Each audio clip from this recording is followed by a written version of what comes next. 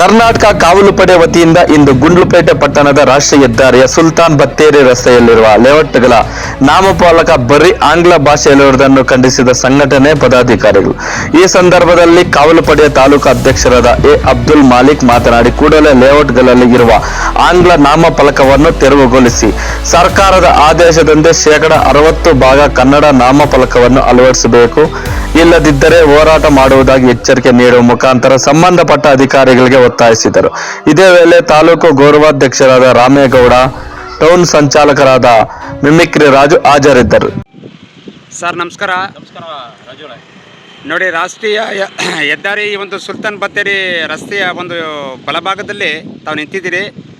ಇದು ಸಂಪೂರ್ಣವಾಗಿ ಆಂಗ್ಲಮಯವಾಗಿದೆ ಈ ಒಂದು ನಾಮಫಲಕ. ಹಾಗಾಗಿ ಕೇರಳಿಗರಾಗಲಿ ತಮಿಳರಾಗಲಿ ಕರ್ನಾಟಕಕ್ಕೆ ಬಂದು ಒಂದು ಒಂದು ಸರ್ಕಾರದ ಆದೇಶದ ಮೇರೆಗೆ 40 ಭಾಗ ಇತರೆ ಭಾಷೆ ಇರಬೇಕು, 60 ಭಾಗ ಕನ್ನಡ ಇರಬೇಕು ಅಂತ ಇದಿದೆ. ಹಾಗಾಗಿ ಪೂರ್ತಿ ಆಂಗ್ಲಮಯವಾಗಿದೆ. ಇದಕ್ಕೇನು ಹೇಳೋಕ್ಕೆ ಇಷ್ಟಪಡ್ತೀರಿ ಸರ್? ನೋಡಿ, ಈಗ ನಾವು ಬೇರೆ ಭಾಷೆ ವಿರೋಧಿಗಳು ನಾವಲ್ಲ. ನಮ್ಮ ಕರ್ನಾಟಕ ರಾಜ್ಯದ ಒಂದು ಕರ್ನಾಟಕ ಸರ್ಕಾರದ ಒಂದು ಆದೇಶ ಇದೆ.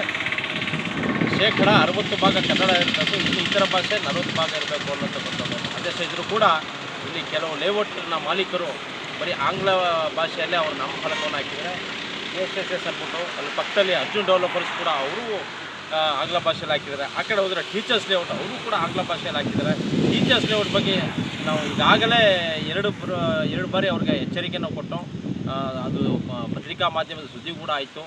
ಆದರೂ ಕೂಡ ಅವರು ಬದಲಾವಣೆ ಮಾಡ್ತೀನಿ ಅನ್ನೋಂಥ ಒಂದು ಉತ್ತರವನ್ನು ಕೊಡ್ತಾ ಇದ್ದಾರೆ ಹೊರತು ಅವರು ಇನ್ನೂ ಬದಲಾವಣೆ ಮಾಡಿಲ್ಲ.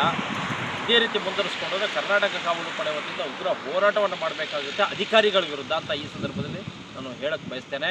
ಮಾನ್ಯ ಪುರಸಭೆ ಮುಖ್ಯಾಧಿಕಾರಿಗಳಾದ ಶರವಣರವರು ಕೂಡ ಇದ್ರ ಬಗ್ಗೆ ಕೂಡಲೇ ಕ್ರಮ ವಹಿಸಬೇಕು ಅಂತ ಈ ಸಂದರ್ಭದಲ್ಲಿ ಕ್ರಮವಹಿಸಿ ಎಲ್ಲ ಕಡೆಯೂ ಲೇಔಟ್ಗಳಲ್ಲಿ ಕನ್ನಡ ನಾಮಫಲಕ ಹಾಕಿಸ್ಬೇಕು ಅಂತ ಈ ಸಂದರ್ಭದಲ್ಲಿ ನಾನು ಮನವಿ ಮಾಡ್ಕೊತಾ ಇದ್ದೇನೆ. ಮೊದಲು ಟೀಚರ್ಸ್ ಲೇಔಟ್ ಆಂಗ್ಲ ಭಾಷೆಯಲ್ಲಿ ಹಾಕೋರು, ಅದನ್ನು ನೋಡ್ಕೊಂಡು ಇವರು ಕೂಡ ಆಂಗ್ಲ ಭಾಷೆಯಲ್ಲಿ ಹಾಕೋರು, ಅದನ್ನು ನೋಡ್ಕೊಂಡು ಎಲ್ಲರೂ ಕೂಡ ಆಂಗ್ಲ ಭಾಷೆಯಲ್ಲೇ ಶುರು ಮಾಡಿದ್ದಾರೆ.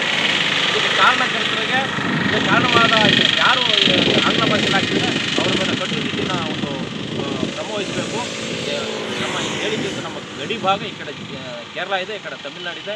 ಗಡಿ ಭಾಗದಲ್ಲಿ ಕನ್ನಡವನ್ನು ಕಾಯೋದು ನಮ್ಮ ಕರ್ತವ್ಯ ಆಗಿದೆ.